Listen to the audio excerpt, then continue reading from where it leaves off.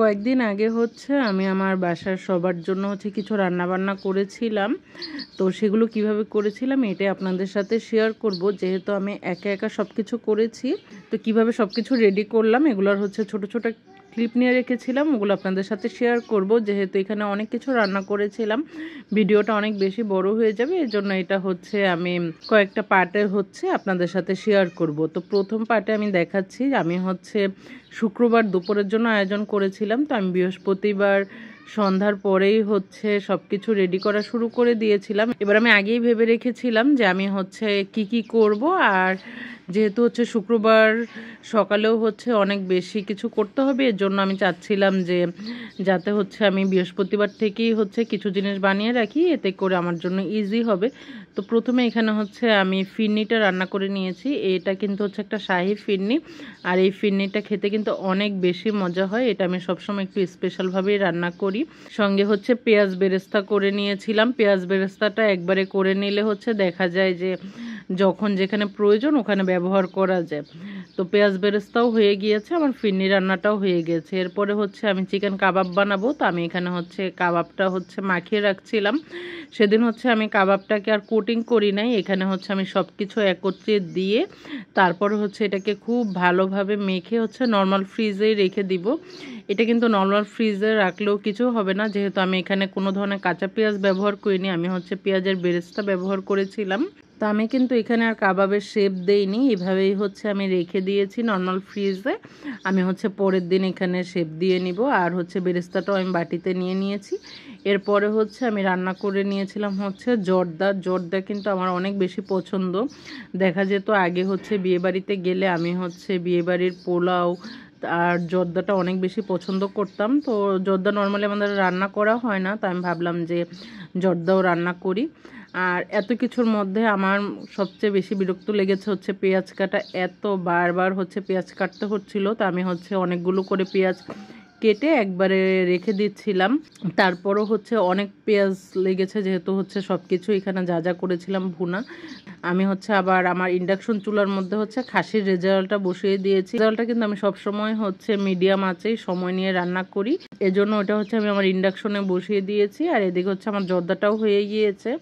তো আমি হচ্ছে জর্দাটাও হচ্ছে নামিয়ে নিচ্ছি। জর্দাটা হচ্ছে নামিয়ে আমি এটাকে ঠান্ডা করে নিব। এরপর আমি এখানে বসিয়ে দিয়েছিলাম হচ্ছে গরুর মাংসের রেজালা। এই গরুর মাংসের রেজালাটা হচ্ছে আমি প্রেসার কুকারে করেছি, কিন্তু প্রথমে হচ্ছে এটাকে সব কিছু মশলা টশলা দিয়ে হচ্ছে একদম খুব ভালোভাবে কষিয়ে নিয়েছি। যখন হচ্ছে একদম কষানো হয়ে গিয়েছিল তখন হচ্ছে আমি এটার মধ্যে অল্প একটু গরম পানি দিয়ে তারপরে হচ্ছে এটা প্রেসার কুকারের মুখাটা আটকে দিয়েছিলাম। তো এদিকে হচ্ছে যখন রেজালাটা হচ্ছিল এর মধ্যে আমি কিছু সবজি কেটে নিয়েছি। এটা হচ্ছে আমি একটা চাইনিজ ভেজিটেবলস করব।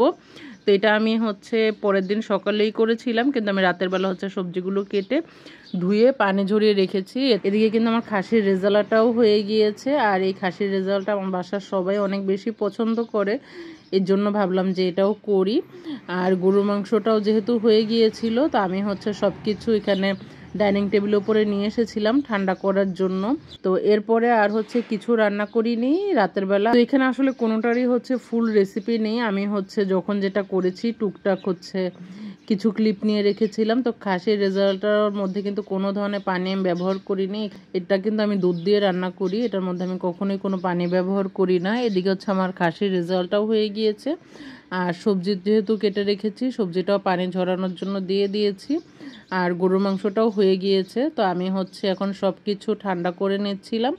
আর এদিকে হচ্ছে জর্দার জন্য আমি হচ্ছে কিছু জর্দার মিষ্টি এনে রেখেছি। জর্দাটা হচ্ছে যখন নর্মাল হয়ে এসেছে তখন হচ্ছে আমি জর্দাটাকে বক্সে ভরে নিব।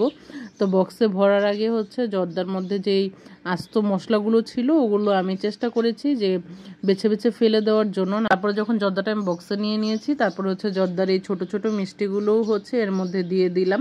তারপর আমি সবগুলো খাবার হচ্ছে ঠান্ডা করে নিয়েছি। গরুর মাংস, খাসির মাংস এগুলো যখন ঠান্ডা হয়ে গিয়েছে তখন আমি হচ্ছে বক্সে রেখে তারপরে হচ্ছে কিন্তু এটাকে আমি ফ্রিজে রেখে দিয়েছিলাম। তো পরের দিন সকালে কিন্তু আমি এগুলো আবার গরম করব, তারপরে হচ্ছে আমি বক্সে করে রেখে দিয়েছি যাতে হচ্ছে খাবারটা গন্ধ হয়ে না যায়। তো সব কিছু যখন করা হয়ে গেছে, অলরেডি অনেক রাত হয়ে গিয়েছিল, এর মধ্যে হচ্ছে আমি আবার সব কিছু গুছিয়ে ফেলেছি, যেহেতু হচ্ছে আমাকে সকালে আবার সব কিছু রান্না করতে হবে। তো আমি হচ্ছে রান্নাঘরটার গুছিয়ে নিয়েছি এর মধ্যে। আর এর মধ্যে খাবারগুলোও কিন্তু ঠান্ডা হয়ে গিয়েছে, আর আমার যে কাজগুলো বাকি ছিল সেগুলো আমি করে নিয়েছি। তো এটাই ছিল আমার আজকের পার্টের ভিডিও। বাকি পার্টটা আমি হচ্ছে পরে শেয়ার করব, যে বাকি আরও কি কি রান্না করলাম। তো এই ভিডিওটি কেমন লাগলো অবশ্যই কিন্তু জানাতে ভুলবেন না। সবাই ভালো থাকবেন, সুস্থ থাকবেন। আল্লাহ হাফেজ।